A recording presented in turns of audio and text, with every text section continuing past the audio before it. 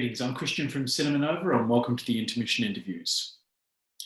We invite guests from across the filmmaking and cinema industries to reflect on their past, review the present, and reconnoitre our shared future as we proceed through what has come to be known as the Intermission. My guest today is the co-director of the quintessential Nova box office hit Like on Street Si Parla Italiano and the producer of award-winning documentary GURRUMUL. Welcome to the Intermission Interviews, Shannon Swan. KC, how are you, mate? Very well, thank you. Shannon, to begin, tell me about some of the recent highlights, special events, personal experiences or content you saw over the past 12 months or so prior to the intermission. Well, if you look at my industry, the doco sector, I think 2019 was super high quality and the performance of docos in the box office was tremendous. I think before 2019, there was 6 or 7 docos that had hit the $1 million mark. And 2019, we had 3. 2040, start off with 2040. I think Madman did a tremendous job in marketing that and getting it out there. Followed by Mystify, which was a great film. I actually saw it at the Nova, so thanks for having me. And then The Australian Dream, obviously brought that home. So to have 3 docos hit that audience is incredible for our sector. And then I think if I look at a moment, I don't know, did you go to the MIF opening with The Australian Dream? Yeah, that was extraordinary. I didn't particularly like the venue. I thought it was a little bit sterile, but what it did do was get bums on seats.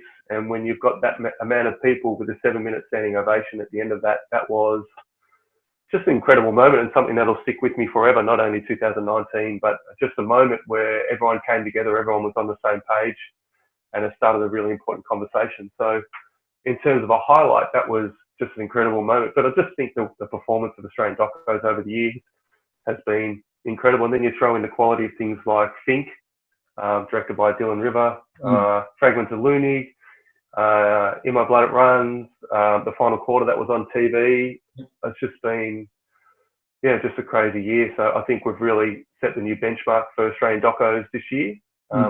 I mean, how did they perform at the Nova, those top 3? Were they all 3 of them hits? Yeah, I mean, it was interesting for me. I mean, I had the inauspicious experience of being attacked by a far-right-wing shock jock on Foxtel because I was quoted by a journalist of talking about how well the Australian Dream had opened at Cinema Nova, and I can't even remember. I think it was Paul Murray, a very large, sweaty, angry man.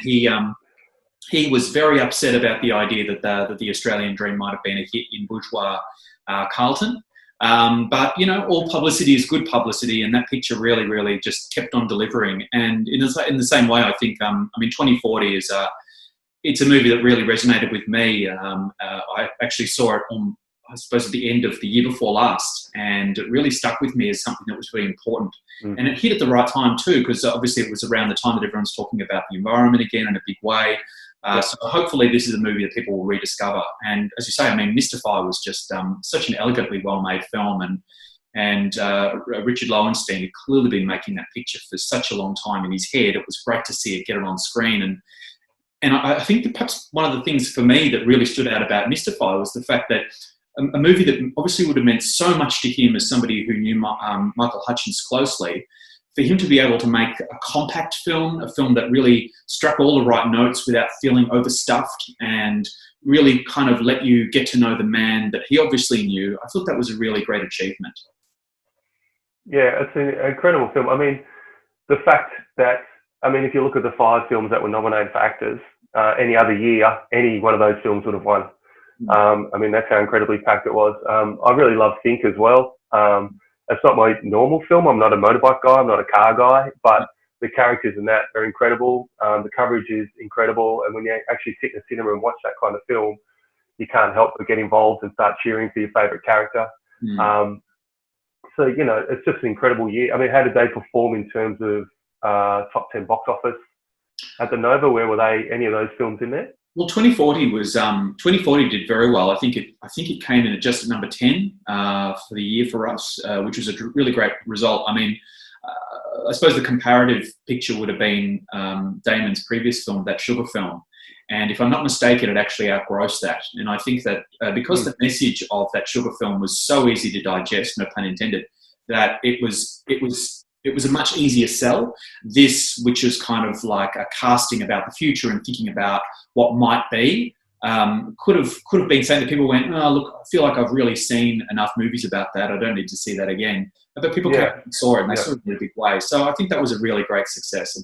All three films were really great, and it kind of paved the way for a lot of other smaller documentaries, like In My Blood It Runs, to overperform. I mean, that picture, that absolutely blew us away in terms of expectation versus what the actual box office was. And in fact, I think it's probably a picture that, at the point that we do reopen, I'd love to bring back, because I think there was a lot of people who didn't get a chance to see that at the cinema. Yeah, absolutely. I mean, did you see the final quarter on telly? I mean, what did you think of the final quarter? I never got around to seeing it. I didn't see that one. I mean, I saw the Australian Dream at the MIF opening, and that was one of the most movie-going experiences I've ever had. But I feel like because I'd seen that, it was almost like I didn't want to compromise that by seeing the final quarter. The Australian Dream as an experience for me was such an overwhelming one that I think that had I sort of seen it again, it just wouldn't have had the same power. Yeah, it's interesting, because when they announced the two of them at the start of 2019, I was really concerned for both films. I think I might have even spoken to you about it, where I just thought one would take the sails out of the other one, and take the wind out of the sails of the other one. So I'm glad they kind of sat on separate platforms. Like one went to TV and had that audience, and then this had a cinema audience, and that was the right film to go to cinema. So they basically sit together and complement each other. So if you ever want to revisit that, we've got plenty of time. So maybe you want to go check it out. I mean, that one's built purely from archive. So you can make your own assessment on what happened, kind of in real time, by watching how it unfolded. So it's interesting exercise to go and revisit it as it happened. Yeah, you're right. There isn't an excuse not to catch it at the end of the time. Now that probably leads into my second question, and that is, now that we're all under house arrest, what have you been watching, and what would you recommend, and what would you recommend we avoid? I'll probably start off with the what to avoid. I don't know how you go with YouTube, but you can get onto these little 10-minute docos about things, and 2.5 hours later, you're like, where have I been? You've just been down some rabbit hole of some obscure thing, and like, well, I could have watched a high-quality film in that time. So it starts off in little nibbles, and then 2.5 hours later, it's kind of, where's my time gone? So yeah, get off YouTube. That's one thing. That's one thing I've learned. I always go back and visit things that I wish I spent more time on. And I watched the O.J. Simpson Made in America, I think it is called. I think when it originally came out in 2016, there was a shortened version. I think there was so many different cuts, 4 hour, 6 hour, 10 hour. And I think at the time I took the shortcut because I just wanted to get through it and watch the 4 hour. But I actually sat down and churned through the 10 hour the other day on iTunes. It's like 6 or 5 1.5 to 2 hour episodes. And what makes it so interesting, and what makes any doco interesting, is if you've got a main character that is kind of like a window into something else. You could have easily just told the story of O.J. Simpson, and on the surface, it's an incredible story, But when you delve into the subtext around everything that happens, and you've actually got time to explore in 10 hours why everything happened and why there was tension around certain things. And, can you even call it a film? The series spends a lot of time exploring why America felt a certain way at a certain time, and why, him driving down the freeway had masses of crowd on the freeway cheering him on. Like, if it's in a 1.5 hour exploration of OJ, you kind of say, oh, then he did that and that was interesting. But when you spend half an hour exploring why that moment happened and why that was so important to the American people at the time, you get a whole nother level of understanding. So that's something, if you've got time, definitely delve into. It's a watch, and there's a lot to dissect in it. So I suggest you watch it with someone else, watch an episode, and then have a cup of tea and actually go through the themes and actually think about where you might have been when all that happened and your own perceptions of what happened with it. Have you seen it? No, not the documentary series. I mean, I remember when it happened. I remember it being such a focus for tabloid television at the time. I mean, Entertainment Tonight would devote practically 25 minutes of a 30-minute show to the O.J. Simpson trial every single day. But I did actually catch the Ryan Murphy produced drama series a while ago, which may be on Netflix, about the same story. And I mean, it's played as melodrama, but Jesus, it's such an entertaining and a fascinating story. And the people that are caught up in it, who you watch it and you kind of like, these are people who then later on became people like the Kardashians and who defended corrupt politicians and stuff like that. I mean, it's one of those movies one of those occurrences where it's such a coming together of people who then went off and did all these other extraordinary or evil things, that it's almost like a nexus point in terms of popular culture, and it's worth exploring. If you're not familiar with the story, it's a fascinating tale. Yeah, I find archive footage super powerful, so I guess that's why I'm attracted to the doco sector and particularly that doco. I think I did watch the drama for a couple of eps, and I think now that I know the storyline, I might actually go back and revisit the drama as well. But if you've got a week of sitting at home, it's definitely something to get into. It's 10 hours, 2-3 hours a day, and you'll definitely have something to discuss, and also just revisit that time period when America was really changing, and you can explore it through a character that is really engaging. So you can go back and visit that time, and it gives context to Rodney King and the race riots and all these other things that you kind of knew about, but it kind of connects all the dots for you.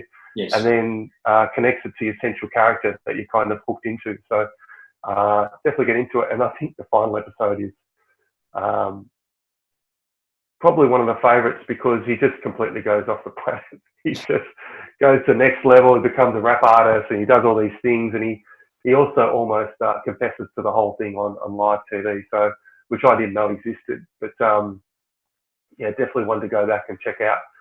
I also went back and checked out Sherpa, which is Jennifer Peden's film, which I watch every couple of years. Shot by Hugh Miller, just incredible. One, the cinematography is incredible, and then when you combine that with the storyline of what happened, and then when also in the news this year around Everest becoming so commercial, it's just a great film. I think 2014 maybe, but just beautifully directed, beautifully shot, and an Australian doco that I think is just in the top 5. It's an absolute classic, and definitely something you should go and check out if you didn't see it in the first place. Yeah, a great film, a really fantastic film that is quite disarming, I think, and opens up your eyes to a world that you've really got no real understanding of, just in terms of how obviously that part of the world has just become so reliant upon tourism and the people who risk their lives in order to just basically give people a good time. Yeah. It's amazing. Yeah, that's a great one. And the other one that this is interesting because The Nightingale. I was on a plane across to New York. I've got a project that's happening in New York at the minute, not right at this minute, but last year. And I started watching The Nightingale, and in the first 10 minutes is that incredible scene that kind of floors you. I didn't actually watch it after that on the plane. I mean, I'm not a great flyer, so I was already super anxious. And then when you put in that watching the start of that film, I was just like, I might watch something else. So I never actually got to finish it. So I watched it the other day, and it's one of those incredible Australian film, and just super powerful. And one of those films that a lot of people might have missed at the cinema. It's kind of like Sweet Country, where it was lauded in the awards and by critics, but it's not really a film that you can recommend because it's so intense and so full on. So word of mouth on those films. I think Sweet Country only did about $2 million in the box office, although won all these awards overseas, and I think Nightingale would have done about the same. I would have thought a bit less. I would have thought it did a little bit less at the Australian box office, but certainly a picture in terms of its craft and its storytelling. I mean, Jennifer Kent is an amazing Australian filmmaker, and I'd be really interested to see what she's doing next. Yeah. Yeah, so I think it's one of those films that you might not have gone to the cinema because someone might not have recommended it to you because it's such a full-on film. But if you've got time, definitely check out both those films while we're in lockdown. Yeah, good idea. Good recommendations. So thinking ahead now, I mean, the COVID-19 crisis has been a huge interruption for us all. Thinking about film production and cinema going, sort of what do you think, how do you think that our industry kind of recovers from this moment, or how does it emerge from this moment? We're kind of in a forced think tank, I guess. I know production has stopped, obviously, and that means that the funding bodies will be able to push funding into development, into scripting. So I was speaking to Film Vic the other day, and they said basically they're coming up with channels and programs that is going to aid development. So for documentary filmmakers, it's really time to sit down and actually really nut out your treatments and really explore those stories that you always thought you were going to get to.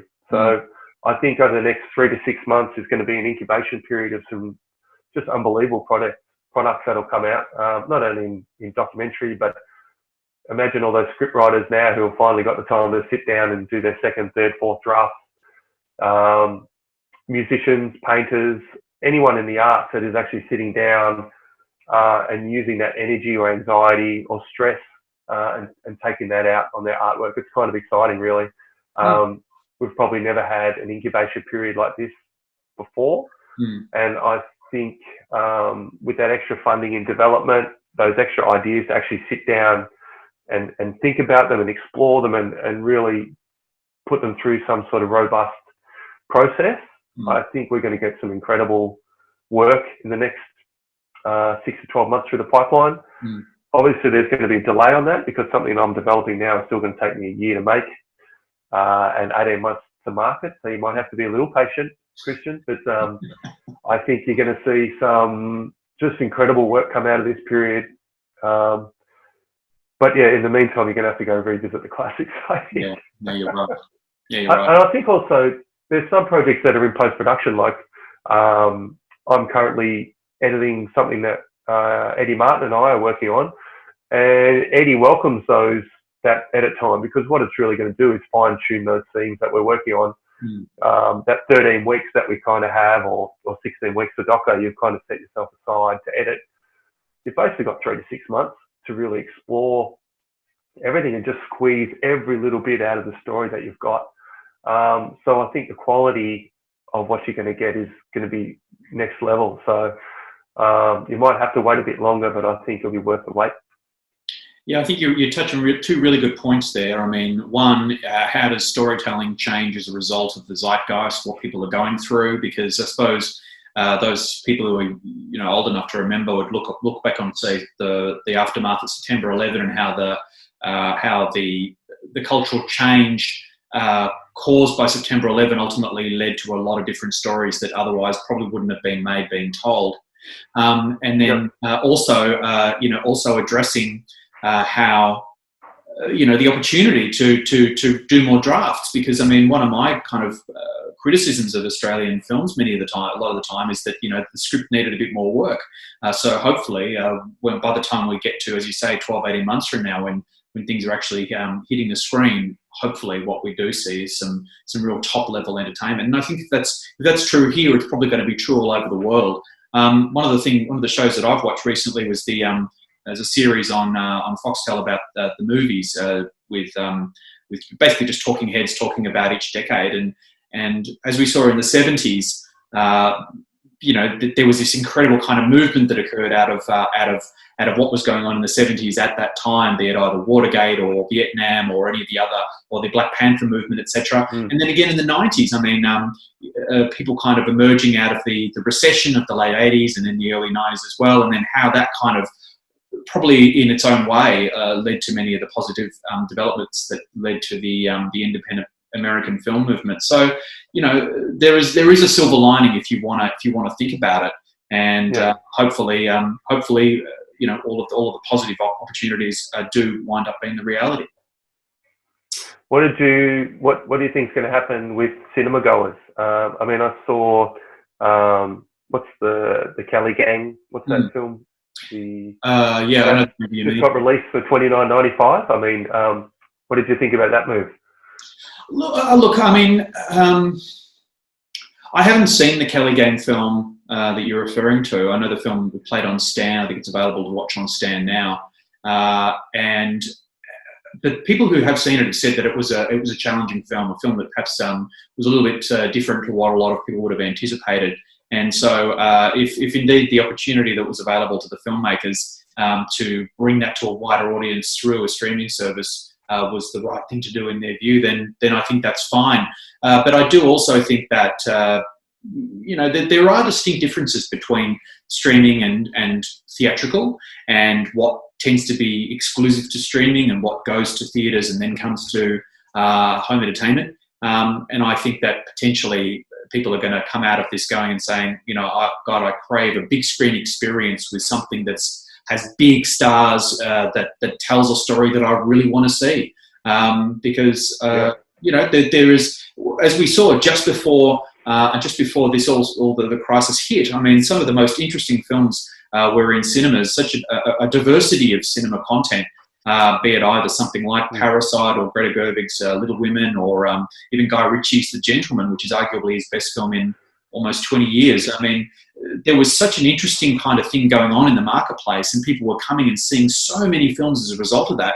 That I think that people will be charged to go back to the cinema in a big way once this is all over and they feel comfortable about doing so. Yeah, I think it's those shareable experiences as well, where you want to go to a cinema, have a meal before, go to the movies, and then have a coffee afterwards and discuss the film. So I think there's going to be a lot of great content out there for that to happen. So I think it's going to bounce back. It's just interesting with the Kelly Gang. I think they had like a 2-week cinema window, and then they went to Stan, and now I think they're trying to sell it at $29.95 to watch it at home. And I'm just wondering if you had any thoughts on the price point there, seeing that that's more than a cinema ticket. And it's interesting. I'm not quite sure how that's working. Yeah, I know what you mean, and I know that I read somewhere. I haven't actually investigated it myself, but I did read somewhere that I think it was The Invisible Man has been released early locally and has a price point of around that $30 mark because it has come in a lot earlier because it was pulled off theatrical screens. And I mean, look, $30 is what you spend on a Blu-ray. In fact, it's probably about $10 more than what you would spend on a Blu-ray. And at least with the Blu-ray, you've got something tangible. Whereas, I mean, I don't know. I think $30 is a lot of money to spend on something that's just ones and zeros. I think that we've all kind of become very comfortable about dropping money on iTunes or Spotify subscriptions or what have you. But those things they're relatively unaffordable. They're small amounts. They're much smaller. But I think when you get to that $30 mark, it does strike me as a bit high. We'll see how that works out. Indeed. Yeah. Look, it's an interesting time, and I think that there was a lot of very early conversation going on in the media about how streaming would ultimately just replace theatrical, and there were rumours going around that this movie would go to streaming and that movie would go to streaming. But I mean, besides one or two films which, if rumours were true, were in trouble, a vast majority of pictures are just being pushed back on the theatrical slate because at the end of the day, I think the studios do appreciate the value of the theatrical experience and what value that brings to content and the content's value in, when it does hit home entertainment and whether it's worth that $30 home entertainment amount. I think that potentially what we might see is rather than there might be a push for premium VOD in this country, which is something that we haven't seen here yet. We've seen it in the US with things going out at a very high price point. I think there was a rumor somewhere that there was some studio product was being offered at something like $60 4K, $60 hire or purchase, and just because you're getting it so close to what the theatrical release would have been. But again, I think those numbers are just they're crazy, and I don't think people will. I think the people, like you say, I think people want that shared experience. You're paying for the opportunity to go and get something that's truly immersive, and I just don't think we see that at home yet. Yep, I agree. Anyway, well, thank you, Shannon, for taking the time to share us with your thoughts during the intermission. So stay well, and thanks for watching.